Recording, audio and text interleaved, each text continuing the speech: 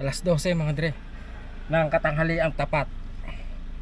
Tayo ay maghahanap ng puto sa Binyan. Ako pala mga dre, no? Kasi yung iba hindi sasama eh. Pagkainit naman nga. Napakainit nga mga dre, no? Kala ko malamig na kasi December na eh. Hindi. Ano pa pala mga dre, no? 29, November 29. Kala ko December. Minamadali ko masyado yung Pasko mga dre, no? Para pagtapos ng Pasko balik na tayo sa Canada. Trabaho na uli.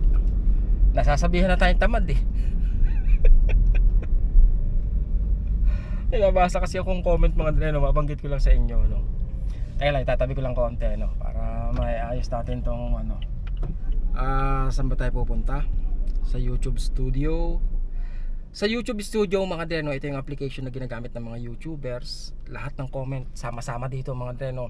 Kahit yung comment galing sa old videos, lahat dito lumalabas mga dre, no? Basta mga bagong comment. Sabi po ni Joe, 24 years in California, I'm still working bro.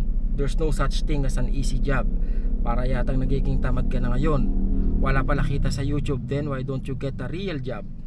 Lahat tayo survivor sa ibang bansa, pero mukhang nagiging tamad ka na. Isa pang comment niya, wala ka na talagang makontent kahit ano na lang paulit-ulit. Buah ha ha ha ha. Buah ha. May tawa bang ganon? Buah ha ha. Ha ha ha ha lang. O kaya LOL, pero buah ha ha ha.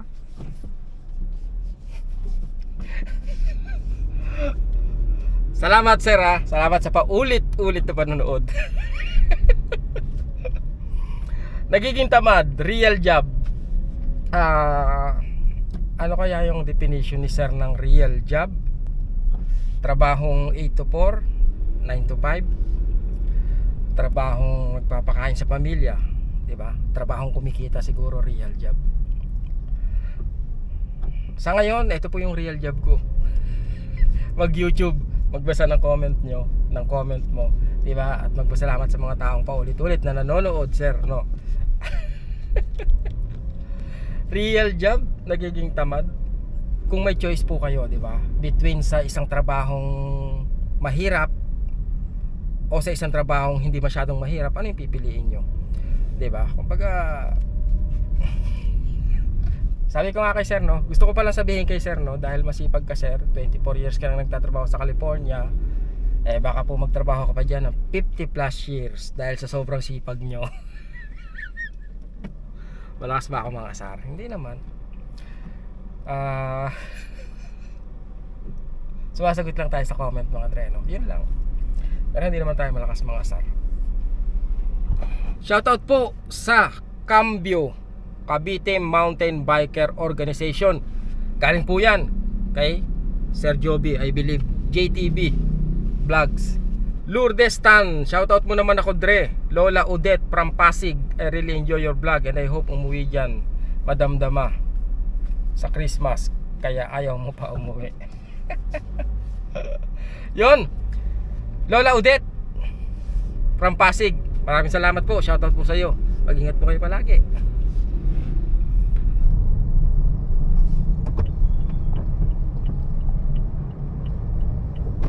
Shout out sa mga taga GMA mga dre.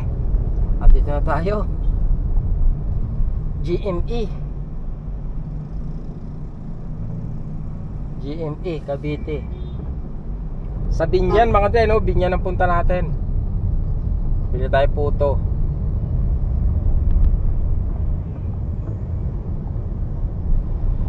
Sakit sa heads talaga ng mga driver dito. Minsan talaga mga dre, sumasakit ulo ko sa pagdadrive. Saka yung ugali nilang ano, yung ingunguso ba, yung unahan ng sasakyan nila sa intersection. Parang tetestingin nila kung ihinto ka kahit mabilis ka. Parang hindi nila alam yung bilis mo is talagang susubukin ka nila eh. Siguro kahapon kaya itong truck na to, di ba? Basta lang kakabig. Gulay, ewan, kulit nyo. Siguro kahapon yung aksidente mga dre, no, ng motor tsaka ng jeep. Yung motor tatawid yun ng kalsada eh, yung jeep pasalubong sa kanya eh. Kaya lang wala na yung tao doon mga dre, no. Ewan ko lang kung dinala na sa ospital o baka okay naman siya, nandun lang siya sa tabihan. Yung driver ba ng motor, kasi pagsak nga yung motor niya, salpok siya sa ano eh, sa gulong ng jeep eh. Kasi ganun yung ugali nila mga dre, no. Yung tatawid sila sa ano, sa pagitan ng two lane na salubungan, ingungusunan nila yung ano nila, ano yung unahan nila. Tulad niyang ano, di ba? Basta lang silang titira ng ano.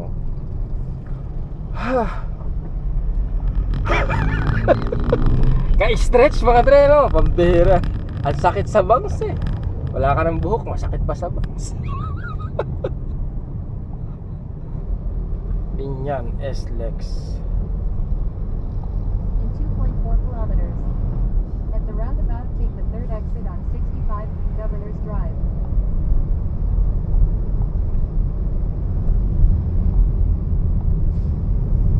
Carmona na to mga dre, no. Carmona.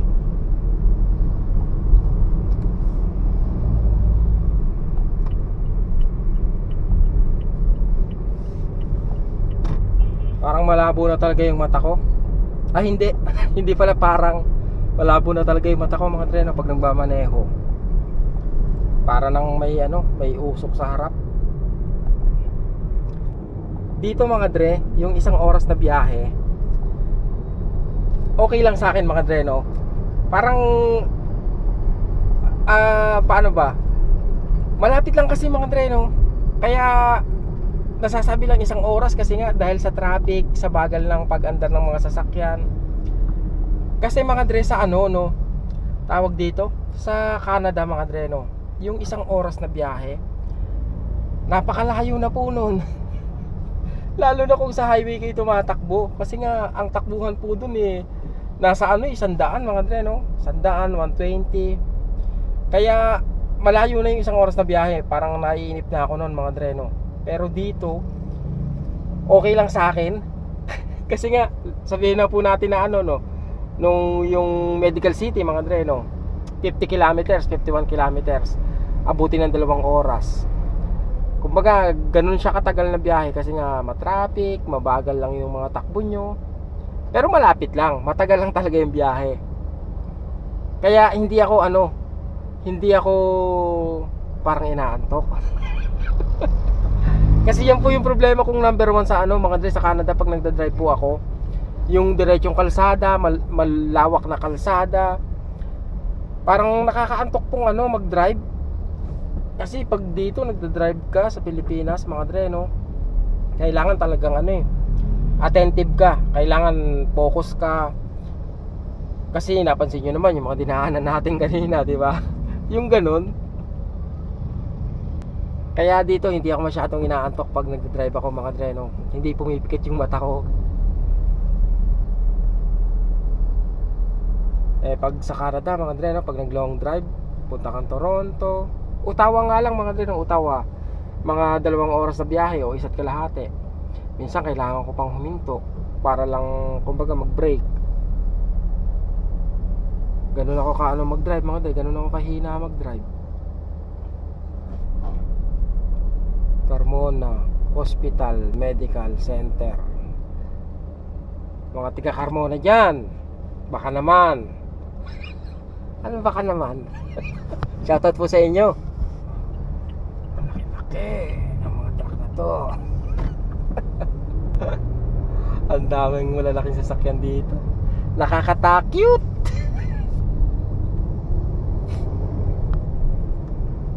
Ito yung kinakatakyutan ko.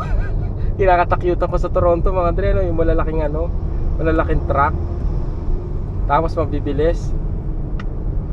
Tapos ang dala mo sedan. Sigurado ka eh, para kang lata ng sardinas.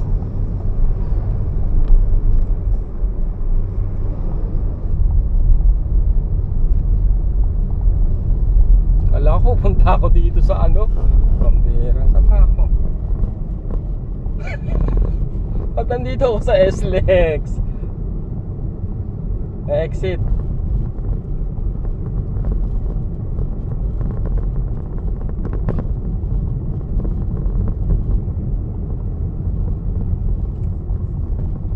Ha? Ba't nandito ako napunta?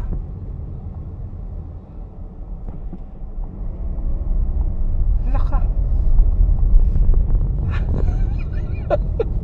Nag-tollgate pa ako.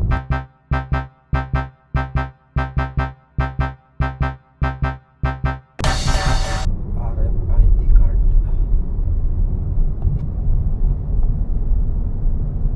Magkano?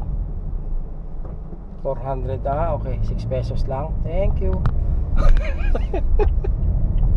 Pinagtol mo pa ako. Okay na rin, 6 pesos lang. Walastik ka.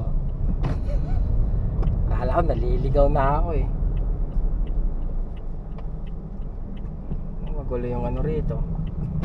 Yung kalakaran natin dito mga dre. Parang wala tayong direksyon dito kundi bangga. Wala mga intersection na to. Walang kahit ano. Bahala ka na. Parang gano'n. Ayan, Southwoods Mall mga dre, no? Ayos ah. Saan tayo nakarating ngayon ah?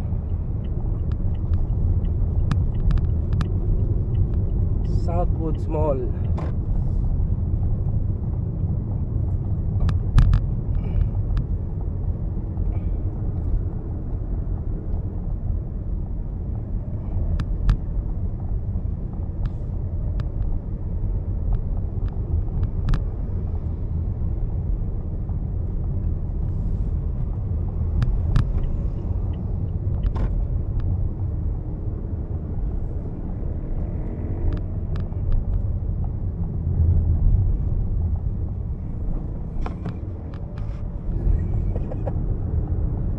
Saan tayo nakapunta? UniHealth Southwoods. Ikot tayo rito. Tapos ikot tayo rito. Yun, malapit na tayo mga dre. Dito na tayo kay Aling Nena. Tindahan ni Aling Nena. Nila pala. Tindahan ni Aling Nena. Mura na at sari-sari pa ang itinitinda. San Pedro, Rosario. Fresh. Saan? Dito lang daw yun. Wala naman. Saan ako pupunta?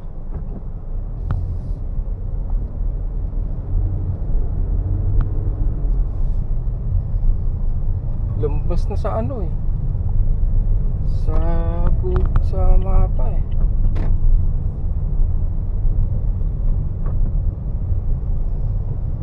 Laka. Welcome to Juana Gate 1. Kaya ikot pa rito. Oh, mali. Paano ba eh? Mali, parang mali mga dre ah.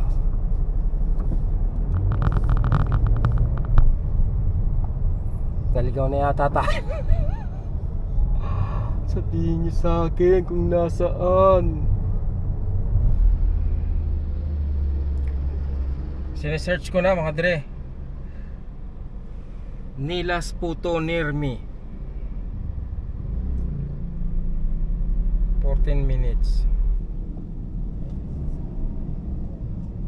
Pasita. Nakarating na ako kay Aling Pasita mga dre. Talagang niligaw ako ni Waze. Turn right onto Manila South Road, Asian Highway 26. Saan mo na ako pupunta na ito? Pinapauwi mo na ba ako? Hindi ko pa nakikita yung pupuntahan ko.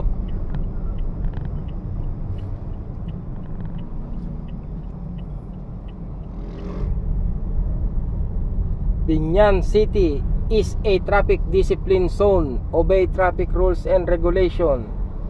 Violator will be apprehended.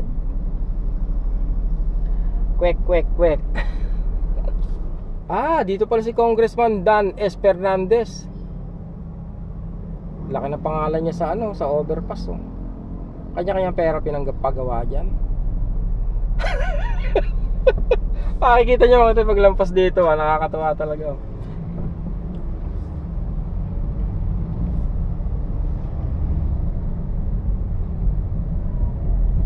In 200 meters, your destination will be on the left. Shucks, wala nang parking.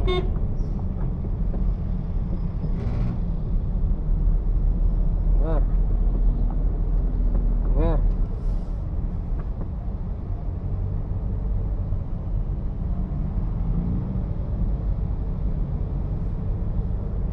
Kinakabahan ako mga dre, baka wala na naman dito.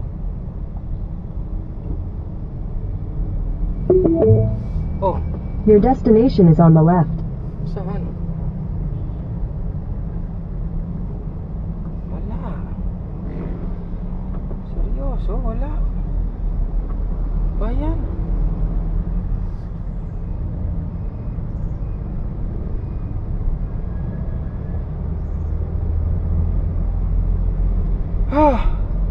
Wala nga, oh.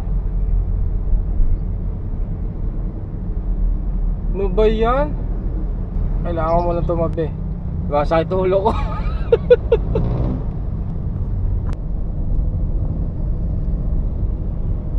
In 200 meters, turn left toward J. Gonzalez Street.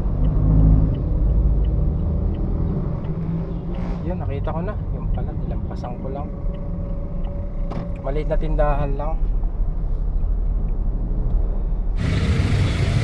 Ito lang pala mga dre, no? Hindi ko napansin kanina. Maliit lang pala siyang ano.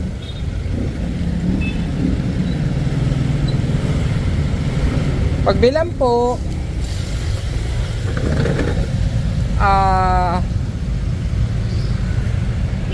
salted po to. Isa. Tsaka isang ube.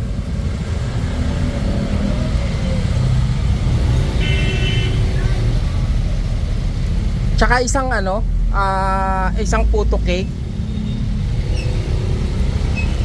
Dalawa ng ano, miss, ano ba yung may, hindi, yung may salted egg?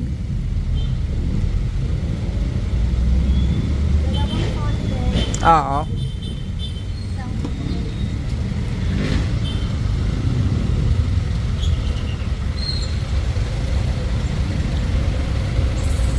Tsaka ano to? Sumang. May sausawan po siya. Tsaka isa po niyan.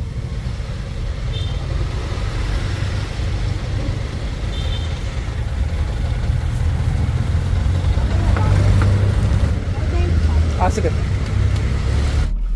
Masyadong naging mabilis sa mga pangyayari mga dre, no?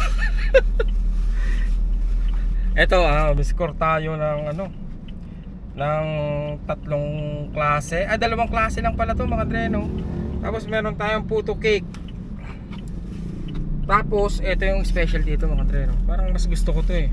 Etong sumang malagkit na may sausawan siyang ano mga dre, no? Parang ano ba yun? Hindi ko alam, no? Matamis yung sausawan niya mga dre, no? Yung suman walang lasa, pero yung sausawan niya yun yung masarap. Naglalaway ako. Gusto ko na chumicha mga dre, no? Hirap. Hindi ko lang siya napansin kanina mga dre, no? Kasi iba yung inaasahan kong tindahan. Parang ano lang pala siya, parang maliit lang na sari-sari store. Tingnan nyo mga dre, ano ba to? SM, mula rito papuntang SM Dasmariñas 37 minutes lang, 17 kilometers. Napakalapit lang, di ba? Pero tikman muna natin yung puto nila mga dre, no? Talagang hindi ako makapagpigil, pasensya na kayo, no? Eto, special puto cake. Pakialaman ko na.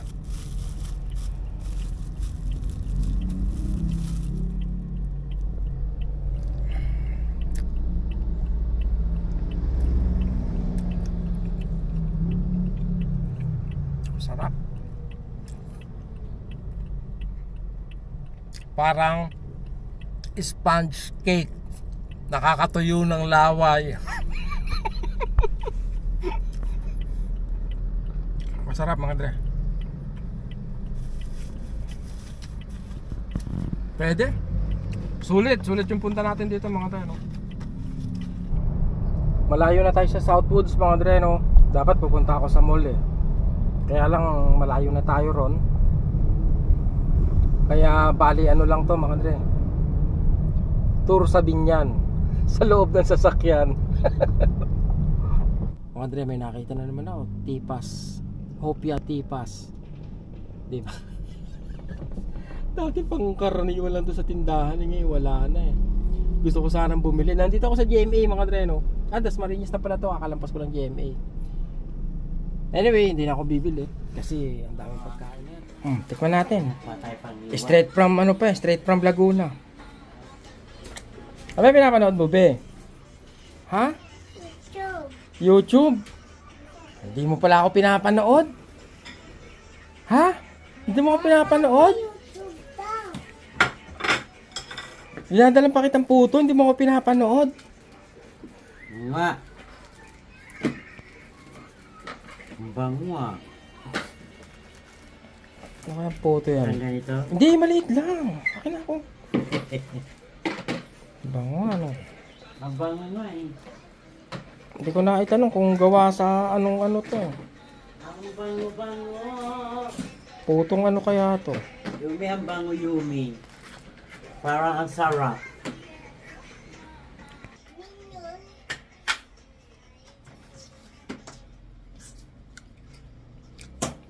Ano? Iba yung ano niya? Hindi katulad nung ano. Oo, iba yun. Yun, masarap Iba talaga. to. Nabot pa yun sa amin kinabukasan.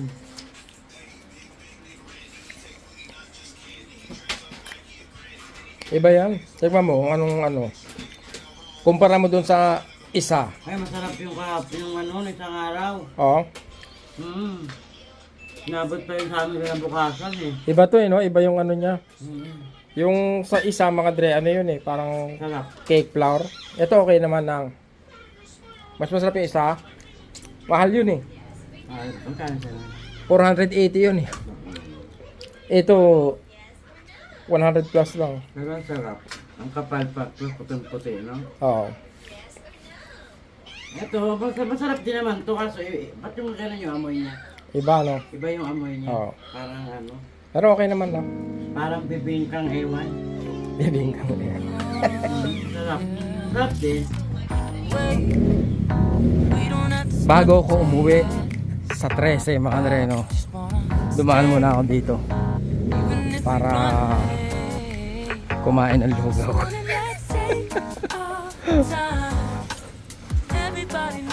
Doon yung papuntang palengke mga dre. Doon tayo. Kaya mo tayo lugaw. What's the rush?